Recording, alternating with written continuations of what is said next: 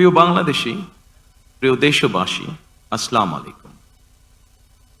দেশের স্বাধীনতা প্রিয় গণতন্ত্র প্রিয় জনগণ আবারও বিএনপিকে বিজয়ী করেছে।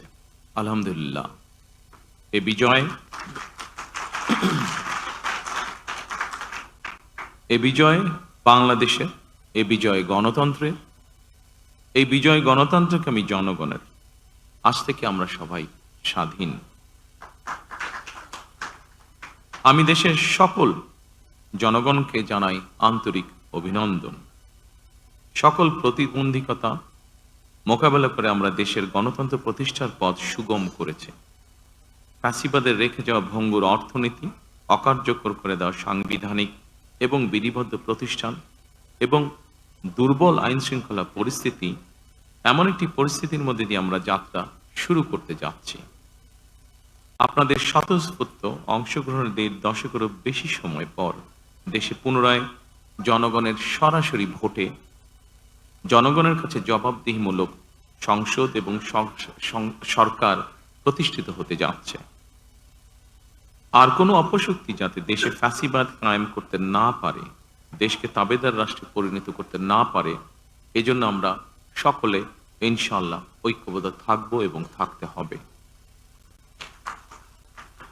জামাতে ইসলাম, এনসিপি, ইসলামী আন্দোলন বাংলাদেশ, জমিয়তুল ইসলাম, গণ অধিকার পরিষদ সহ 51টি রাজনৈতিক দল এই নির্বাচনে অংশগ্রহণ করেছিল।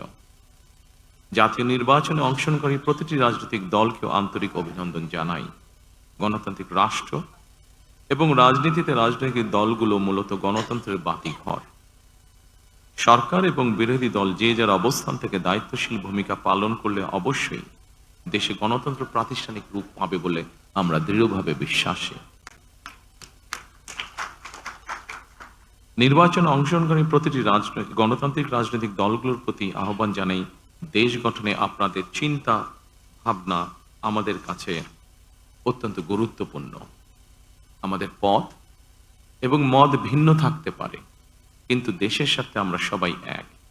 আমি বিশ্বাস করি জাতীয় ঐক্য আমাদের শক্তি, বিভাজন আমাদের দুর্বলতা। প্রিয় দেশবাসী, জনমনে সৃষ্ট সকল সংশয় কাটিয়ে শেষ পর্যন্ত দেশে শান্তিপূর্ণভাবে একটি অবাধ, সুষ্ঠু এবং নিরপেক্ষ নির্বাচন অনুষ্ঠিত হয়েছে। এজন্য অন্তর্বর্তীকালীন সরকার এবং নির্বাচন কমিশনকে বিশেষ ধন্যবাদ জানাই। জনগণের প্রত্যাশিত এই নির্বাচন অনুষ্ঠানের জন্য গণতন্ত্রের ইতিহাসে আপনাদের অবদান স্মরণীয় হয়ে থাকবে। নিরপেক্ষ নির্বাচন অনুষ্ঠানের সঙ্গে সংশ্লিষ্ট বিচারিক কর্মকর্তা, জনপ্রশাসন, সশস্ত্র বাহিনী এবং আইন শৃঙ্খলা বাহিনী সকল কর্মকর্তা, সদস্য এবং রিটার্নিং অফিসার, সহকারী রিটার্নিং অফিসার, প্রিজাইডিং অফিসার, সহকারী প্রিজাইডিং অফিসার এবং পোলিং অফিসার সহ সংশ্লিষ্ট ব্যক্তিবর্গ, আপনাদের আন্তরিকতা এবং দায়িত্বশীল ভূমিকা ছাড়া অবাধ এবং সুষ্ঠু নির্বাচন সম্ভব হতো না। আপনাদেরকে অসংখ্য ধন্যবাদ। এই নির্বাচনে দেশি এবং বিদেশি গণমাধ্যম এবং পর্যবেক্ষকদের ভূমিকাও ছিল অত্যন্ত গুরুত্বপূর্ণ। আপনাদের প্রতিও রইল অকৃত্রিম শুভেচ্ছা। ৭১-এর স্বাধীনতা অর্জনের যুদ্ধ থেকে ২০২৪ সালে দেশ এবং জনগণের স্বাধীনতা রক্ষার যুদ্ধ। এই দীর্ঘ সময় দেশ গণতন্ত্র প্রতিষ্ঠার আন্দোলনে যারা শহীদ হয়েছেন, হতাহত হয়েছেন, যাদের রক্ত মাড়িয়ে কষ্টের সিঁড়ি বেয়ে আজকের এই গণতান্ত্রিক বাংলাদেশ, সেই সকল বীর শহীদদের প্রতি জানাই গভীর শ্রদ্ধা। মহান আল্লাহ দরবারে তাদের মাগফিরাত কামনা করছি। যারা মানুষের গণ অধিকার প্রতিষ্ঠার সংগ্রামে প্রাণ দিয়েছেন, হতাহত হয়েছেন, দেশের গণতান্ত্রিকামী জনগণ আপনাদের ভূমিকাকে গভীর শ্রদ্ধার সঙ্গে স্মরণ করবে ইনশাআল্লাহ। প্রিয় দেশবাসী, জনগণের রায় পেলে বিএনপি রাষ্ট্র মেরামতের রূপরেখা উপস্থাপন করেছিল। অন্যান্য গণতান্ত্রিক দল এবং সারা দেশের জনগণের সঙ্গে মত বিনিময়ের মাধ্যমে ৩১ দফা প্রণয়ন করেছিল। ৩১ দফার আলোকে ঘোষণা করা হয়েছে দলীয় ইশতেহার। একই সঙ্গে কয়েকটি বিষয়ে নোট অফ ডিসেন্ট দিয়ে বিএনপি জুলাই সনদেও স্বাক্ষর করেছে। আমরা জনগণের কাছে প্রতিশ্রুতিবদ্ধ, প্রত্যাশিত প্রতিটি অঙ্গীকার পর্যায়ক্রমিকভাবে বাস্তবায়ন করব ইনশাআল্লাহ। সারা দেশে বাংলাদেশ জাতীয়তাবাদী দল বিএনপির সর্বস্তরের নেতা কর্মী সমর্থক ছাড়াও দেশের গণতান্ত্রিকামী জনগণের সামনে আজকের এই সময়টি অত্যন্ত গুরুত্বপূর্ণ এবং আনন্দের।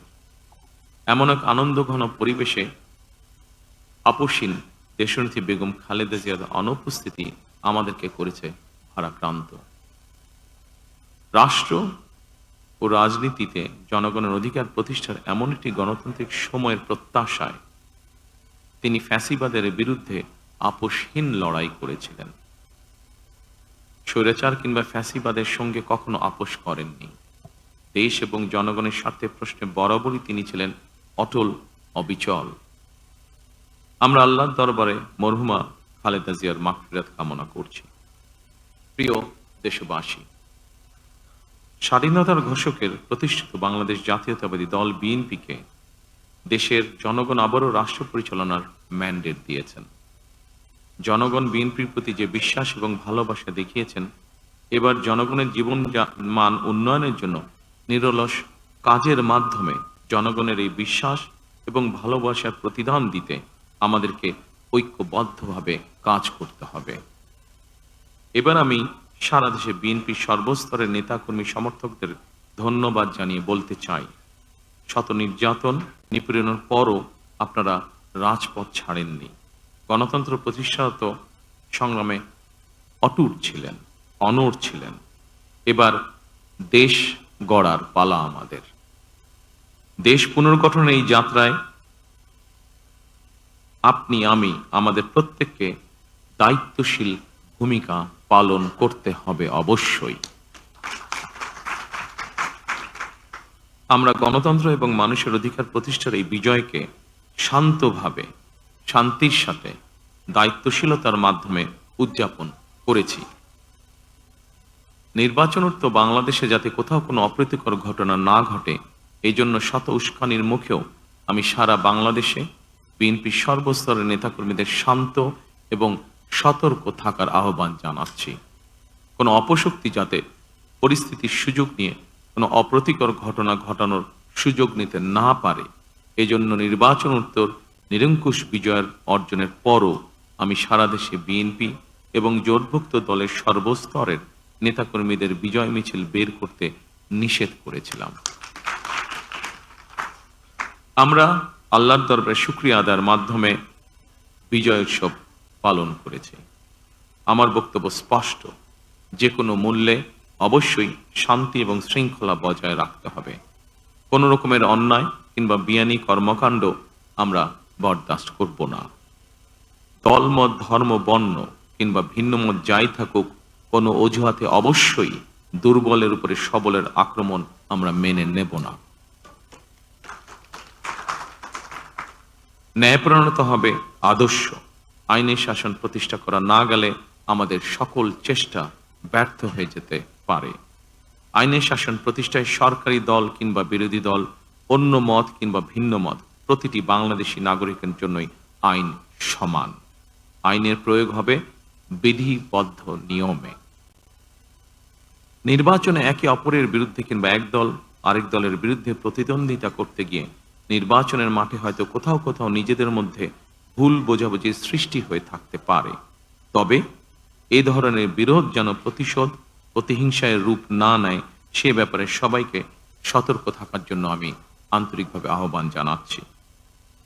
দেশে গণতান্ত্রিক জনগণের প্রতি আমার আহ্বান, আসুন যেভাবে আমরা গণতন্ত্র প্রতিষ্ঠার লড়াইয়ে ভূমিকা রেখেছিলাম, একইভাবে এবার দুর্নীতি এবং আইন শৃঙ্খল নিয়ন্ত্রণ এবং জনগণের প্রতি জবাবদিহিতার মাধ্যমে আমরা বাংলাদেশকে একটি নিরাপদ, মানবিক বাংলাদেশ হিসাবে প্রতিষ্ঠার জন্য যে যার অবস্থান থেকে আমরা ভূমিকা রাখি। একটি নিরাপদ মানবিক গণতান্ত্রিক বাংলাদেশ প্রতিষ্ঠার যাত্রাপথে আমি ভিন্ন দল কিংবা ভিন্ন মতের সকলের সহযোগিতা কামনা করছি। বিশ্বের সকল গণতান্ত্রিক শক্তি, সকল প্রবাসী বাংলাদেশী এবং দেশের স্বাধীনতা প্রিয় জনগণের প্রতি আবারও বিজয়ের অভিনন্দন এবং ধন্যবাদ জানিয়ে আমার বক্তব্য শেষ করছি। আল্লাহ হাফেজ। বাংলাদেশ জিন্দাবাদ।